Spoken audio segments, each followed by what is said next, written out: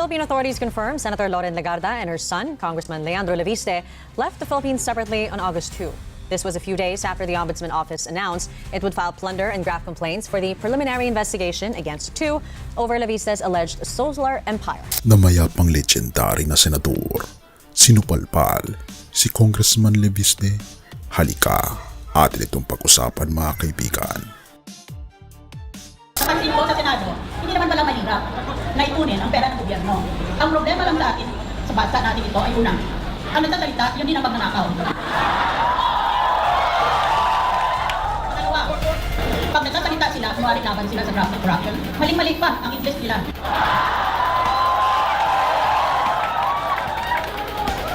At pangatlo, ninanakaw nilang pera ng gobyerno para pag nakuha nila lahat ng pera, ibibili nila uli ng boto ng taong bayan.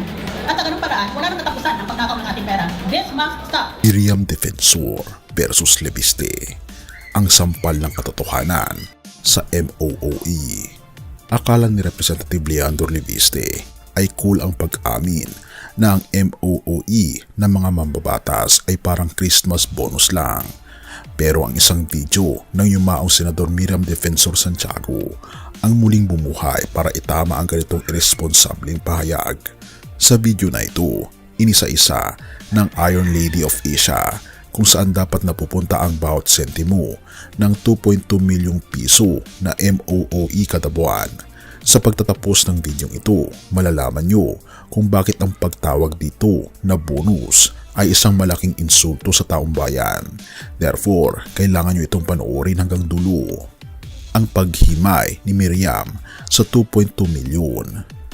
Sa lumang panayam, ipinaliwanag ni Miriam Defensor na bagamat 75,000 lang ang basic salary ng senador, ang 2.2 milyon na MOOE ay hindi bulsa pera, pero pondo para sa operasyon ng opisina.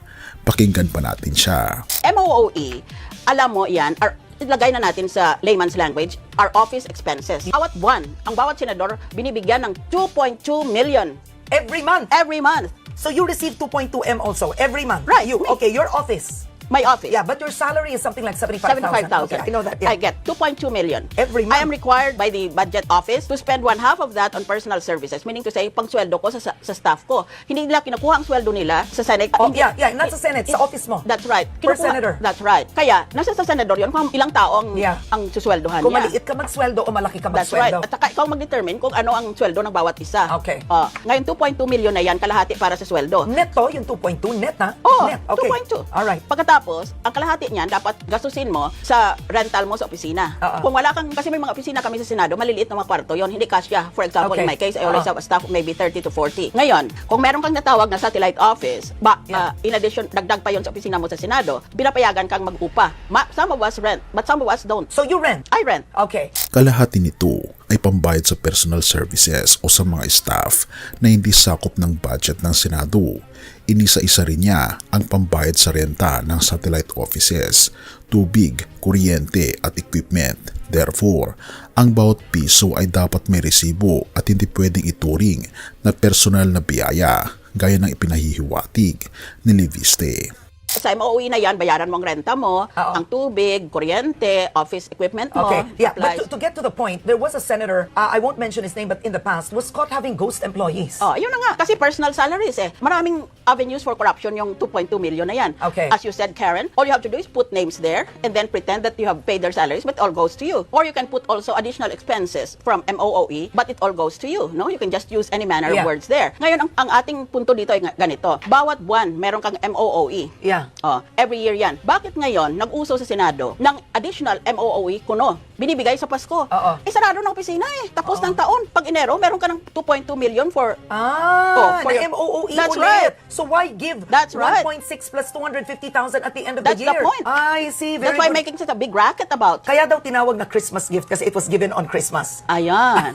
Leviste, Christmas bonus o disingenuous? Naging kontrobersyal si Leviste nitong huling bahagi ng 2025 nang bansagan niyang Christmas bonus ang MOOE para sa mga mambabatas. Pero agad itong binatikos ng kanyang mga kasamahan. Sinabihan siyang disingenuous, umapanlin lang dahil ang ganitong bansag ay nagbibigay ng maling impresyon sa publiko na ang pera ng bayan ay pinaghati-hatian lang tuwing Pasko. Ang MOOE ay pondo para sa serbisyo. Therefore, ang pagtrato rito bilang bonus ay isang malinaw na pag-amin sa maling paggamit ng pondo. Ang aral ng legendary senator. Para kay Miriam, ang pagiging mambabatas ay nangangailangan ng 30 hanggang 40 na staff para maging epektibo. Pero kung itatrato mo ang pondo bilang pansariling kita, ang serbisyo ang magdurusa. Ang kaibahan ng isang legend sa isang neophyte ay ang respeto sa pera ng bayan. Si Miriam na namatay na may malinis na track record sa paggastos. Therefore, ang mga bagitong politiko gaya ni Leviste ay dapat munang mag-aral ng budget ethics bago magsalita tungkol sa pondo ng bayan. Ano sa tingin mo mga kaibigan ang patungkol sa topic na ito? I-comment mo naman sa ibaba upang malaman ko rin ang iyong saloobin. Have mercy o God at purihin ang ating Panginoong Diyos. Ang pagtatalo tungkol sa MOOE ay nagpapaalala sa atin na ang bawat posisyon o pondo na ibinibigay sa atin ay isang stewardship o pagiging katiwala. Unang Korinto 4 verse 2, hinihingi sa mga katiwala na sila'y maging tapat. Sa mata ng mundo, ang 2.2 milyon ay malaking pera na pwedeng tawaging bonus, pero sa mata ng ating Panginoong Diyos, ito ay isang responsibilidad. Ang bawat sentimong ipinagkakatiwala sa atin, maging ito ay maliit na sweldo o bilyong-bilyong budget, ay dapat gamitin ayon sa layunin nito. Ang pagdininlag o ang pag-divert ng pondo para sa sariling kasiyahan ay tanda ng isang pusong hindi tapat. Sabi ni Miriam, may requirement ang budget office sa ating buhay. May requirement din ang ating Panginoong Diyos, ang integridad. Therefore, ang hamon sa atin ng ating Panginoon Hesus ay ang maging tapat sa ating mga tungkulin. Ang kanyang awa ay para sa mga nagkukulang ngunit nagnanais magbago. At ang kanyang pag-ibig ay nagtuturo sa atin na ang tunay na tagumpay ay hindi nasusukat sa laki ng bonus na nakuha natin, kundi sa kung gaano tayo naging tapat sa serbisyo sa iba. Sa ating Panginoon Hesus, ang ating MOOE o ang ating mga resources sa buhay ay dapat laging nakalaan para sa kanyang kalulatian at sa ikabubuti ng ating kapwa. Purihin ang ating Panginoon Diyos at tayo manalangin. Ama naming Diyos na makapangyarihan sa lahat na nasa langit, salamat po sa paalala na ang lahat ng mayroon kami ay galing sa iyo at kami ay mga katiwala lamang po ninyo. Idinadalangin po namin ang aming mga mambabatas na bigyan niyo po sila ng pusong tapat at matuwid na pag-iisip sa paggamit ng pera ng bayan. Tulungan niyo po kaming maging mapanuri at manindigan para sa katotohanan. Naway ang integridad ang maghari sa aming gobyerno at sa aming mga sariling buhay at mas sentro lamang ang aming puso at isipan sa aming Panginoon Hesus lamang. Pinupuri po namin kayo at pinapasalamatan, O aming Panginoon Diyos, sa inyo pong kabutihan sa amin at patnubahan niyo po kami at patawarin po kami sa lahat ng aming mga pagkukulang at pagkakasala sapagkat ito po ang aming samot hiling sa matamis na pangalan ng aming Panginoon Hesus. Amen.